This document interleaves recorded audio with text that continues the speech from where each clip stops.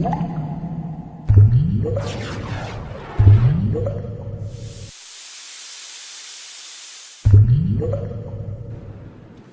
guys, what's up? Ancient Marshall here with the Tech Cruiser channel.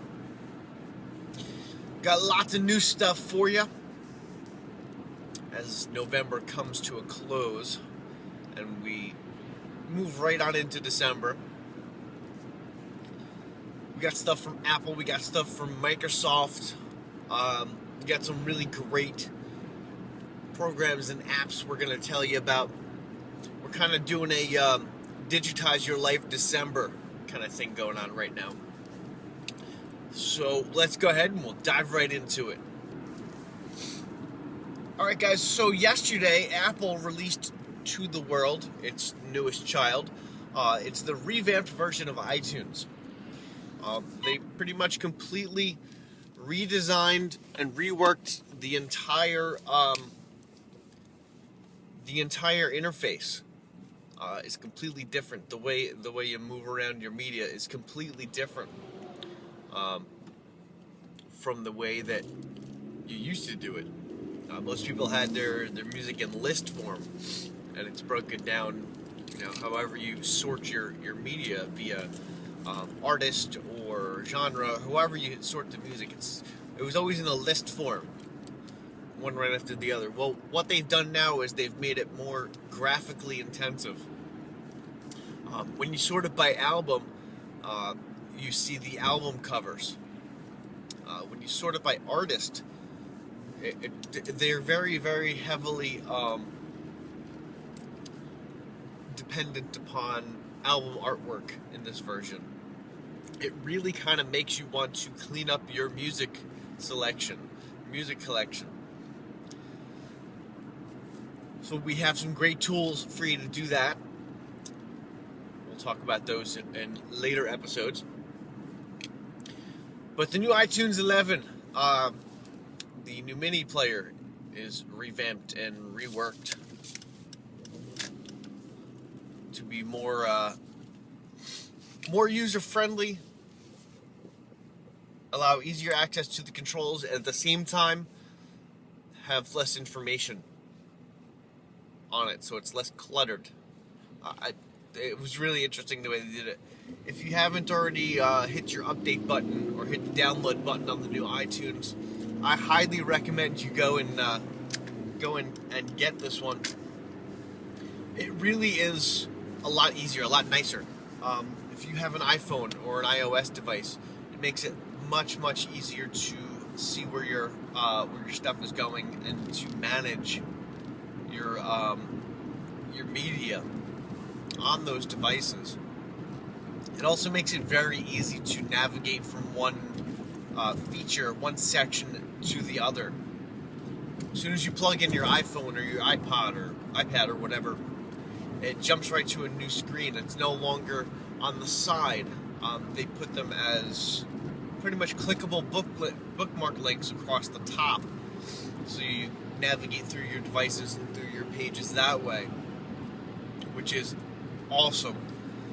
It's not as, like I said, not as cluttered, but at the same time, they're offering more information. You just have to look in a different place for it now. So, like I said, definitely go check that one out. Apple's newest brainchild. So recently, I've been checking out Xbox Smart Glass with Microsoft's gaming console, the Xbox. Comes the addition of your touchscreen devices now with the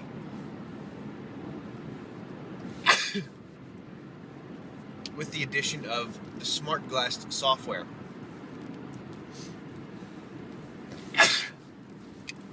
Basically what it does is it turns your touchscreen devices into an extra screen for your Xbox. Now, I've used this for about 2 days or so before I went ahead and said that it really wasn't worth my time. The idea is great, but there are a few things that you're going to want to keep in mind as you're checking this one out. First and foremost, it was clearly designed for iPad, with iPad in mind. It really was not designed to be used primarily with an iPhone, which is what I was using it with. It's very, very small. They really meant this to be on a bigger secondary display. So just bear that in mind when you're navigating through the software.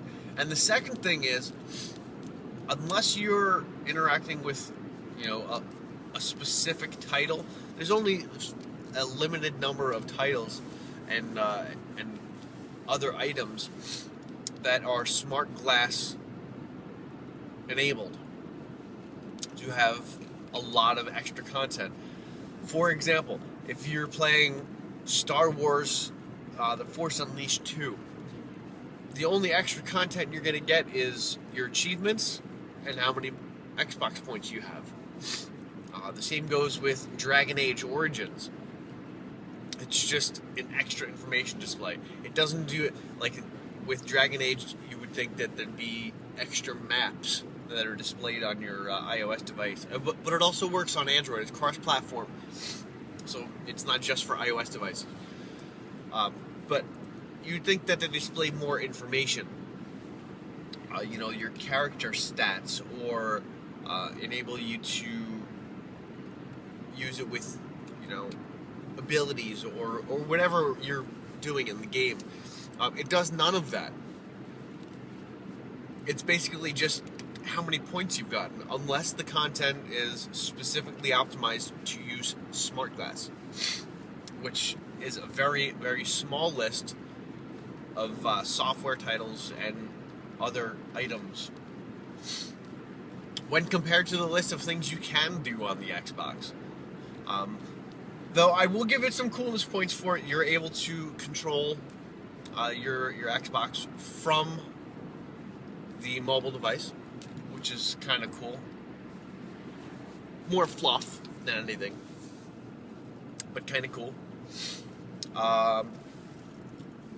What else? You can play music and go back and forth and that kind of thing. But overall, it's really, really just a gimmick. I really don't see this, unless Microsoft seriously starts contacting the developers and the software developers and whatnot. I really don't see this going anywhere.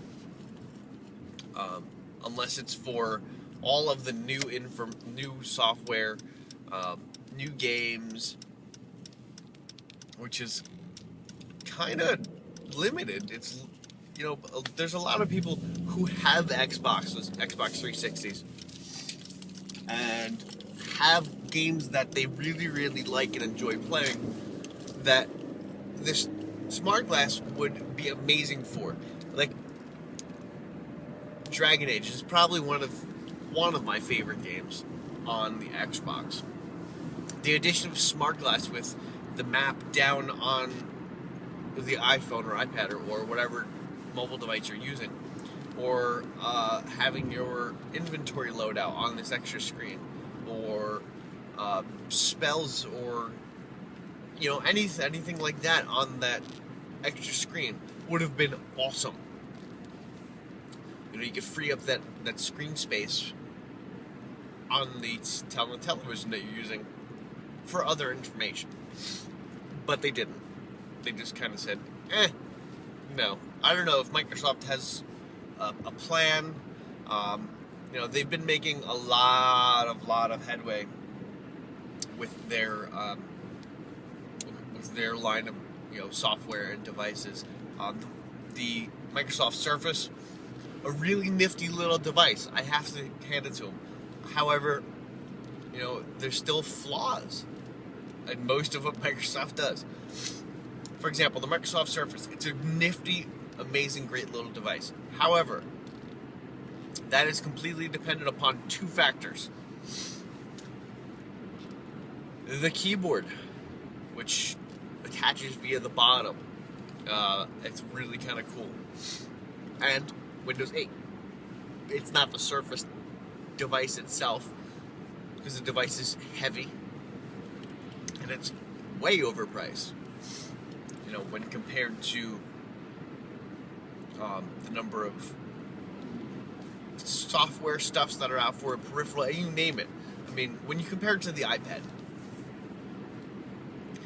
it does not measure up, unless you are completely in that Windows 8 environment. Which, if maybe some people are, maybe they've completely upgraded their their computing world to a Windows 8 experience. If that's what works for you, fantastic. Best of luck to you. I honestly wish that. Best of luck to you. I hope that is doing everything you needed to do. But that touch experience, it only really goes so far. Yes, people want to have tactile interaction with the world around them. But there's a point when you just want to sit there and watch what happens on the screen as you move a mouse. You don't want to be touching everything all the time because it gets very old. Like, this is getting very old. So, Smart Glass. Check it out. I definitely recommend you check it out at least.